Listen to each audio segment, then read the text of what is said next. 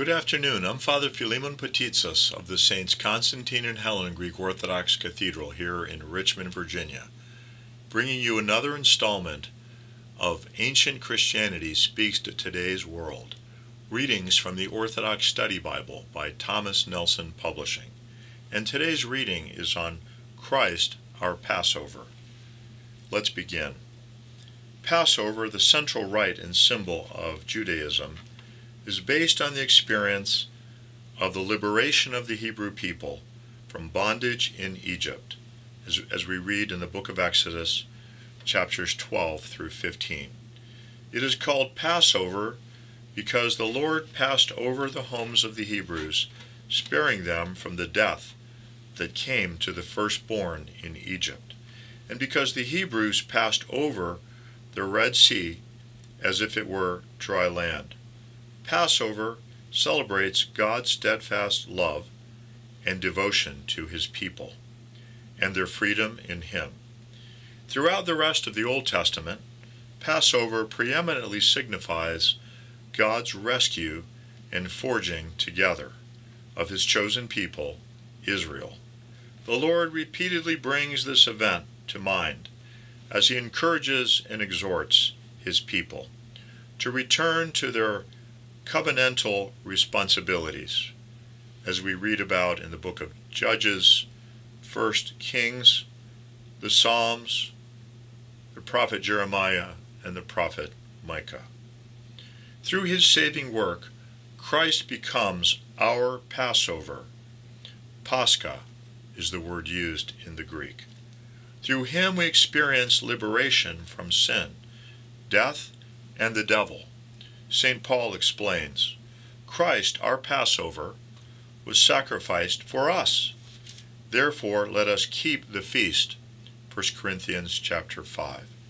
He is the Paschal Lamb, as we read about in the book of Isaiah, Gospel of John, chapter 1, and the book of Revelations, chapter 5, who gave himself up in sacrifice once and for all,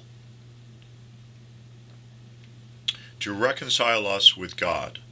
At every Pascha, Easter, as it's also known, the Church sings the following words.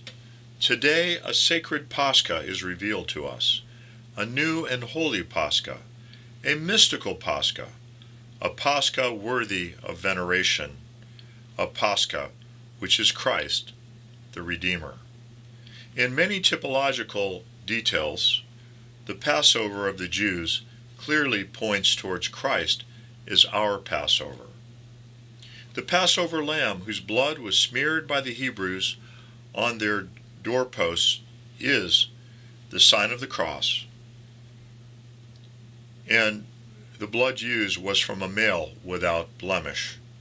Jesus was a male without blemish who died on the cross. Second, the blood of the Passover lamb saved the firstborn of the Hebrews from death. The blood of Christ saves all those who believing in him from eternal death. Third, the Passover lamb had none of its bones broken, as we read in the book of Exodus. Jesus also had no bones broken as he was sacrificed. We read in the Gospel of John, chapter 19.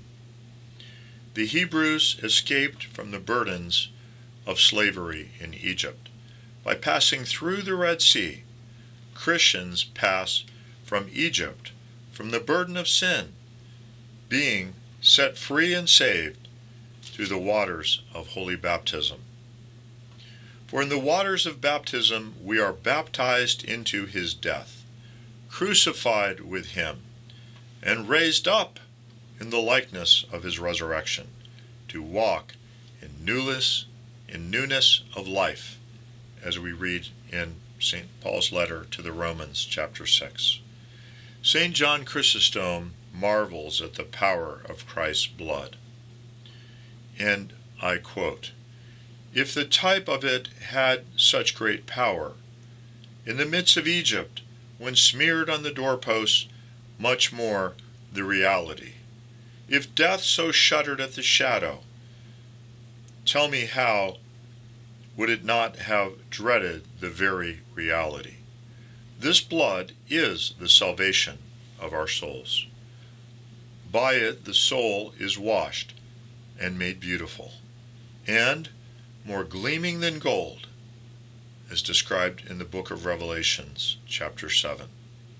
Sustained and strengthened by the blood of Christ, our Passover, we resume daily our journey to the eternal promised land and promised kingdom to come. This concludes today's reading.